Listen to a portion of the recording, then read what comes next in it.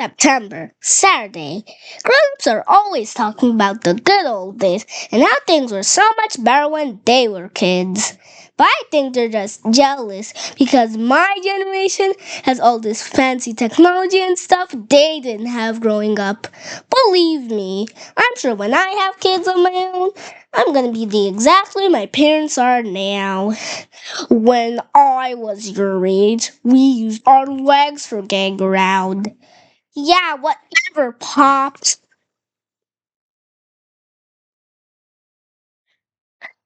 Mom's always saying that when she was younger, it was great because everybody in town knew everybody else and it was like one giant family. But that doesn't sound so great to me because I like my privacy and I don't really need everybody knowing my personal business.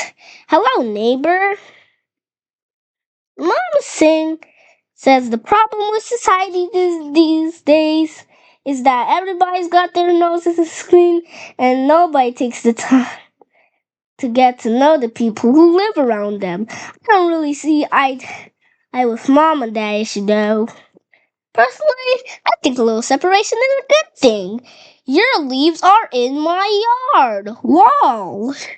Lately, mom's been going around town with a petition to get people to stop using their phones and electronic gadgets for 48 hours. Mom needs hundreds before she can take the petition to the town hall.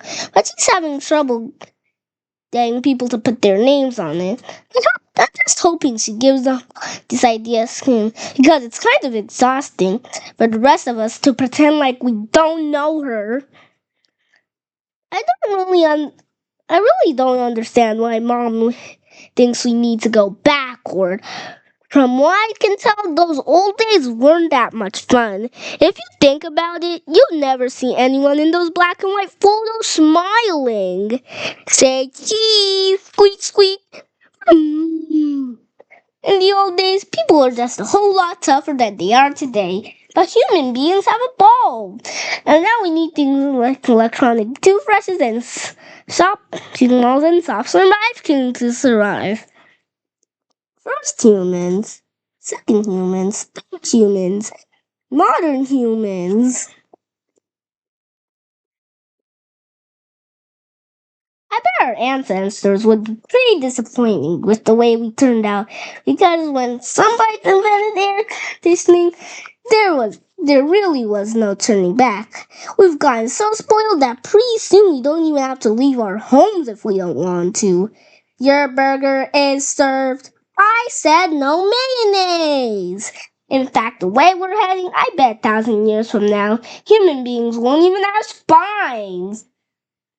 Some people complain that this technology has made us soft, but if you would ask me, that's not necessarily a bad thing. There are sorts of luxuries nowadays that make people's lives better. Take baby wipes, for example. People were using regular toilet paper for hundreds of years, and then somebody came up with an idea that was a total game changer. Ugh. What really amazes me is that it took so long for people to come up with the idea. Seriously, can't believe the guy who invented the light bulb didn't see baby wipes coming. And who knows what crazy thing someone's gonna come up with to make our lives easier. I bet I'll be the first in line to buy it. But since mine out their way, we'd be living like people did before. There were computers and cell phones and baby wipes. And I really don't want to imagine a world living in a world without baby wipes. Dad says when he was growing up in the summertime, kids played outside all day until they got called home for dinner at night. Squeak! Ding-a-ling-a-ling! Squirt, squirt, squirt! Well, that's pretty much the opposite of the way my summer went this year. I spent July and August at film camp. where all I did was watch movies in an air-conditioned theater for 8 hours a day. The main reason I signed up for because I thought it was for people who are serious about movies, like me. But I found out it was really a place where parents could dump off their kids for some cheap babysitting. Z, z, z, z, z, z, z, z. Num num.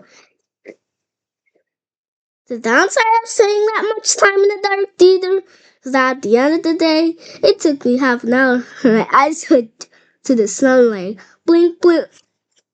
You ever read my saying that for film I'm supposed to get out of the house? Ever since having a pet kid, it hasn't been fun being killed, especially not at dinner. Gobble, smack, slurp, tom. For the record, I think it's a terrible idea laying the pig at the table because it already thinks it's a human being, and the last thing we need is for it to think that it's on equal footing with the rest of us. Right after we got the pig, Mom thought it would be fun to teach it some tricks, so she would give the pig a cookie when it's down on its tiny eggs. Yay! But the pig learned to walk like that, and it hasn't been on its force ever since. To make matters worse, my little brother Manny put a pair of shorts on its pig. So now it looks like we're living in the house of a Disney character. Wobble, wobble.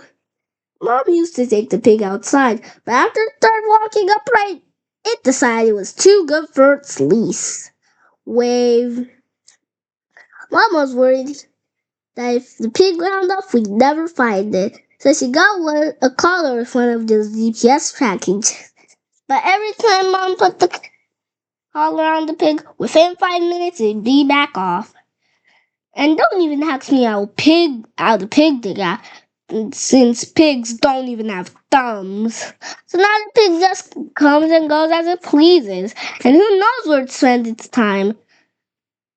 What really stinks is that I have a curfew, but the pig doesn't.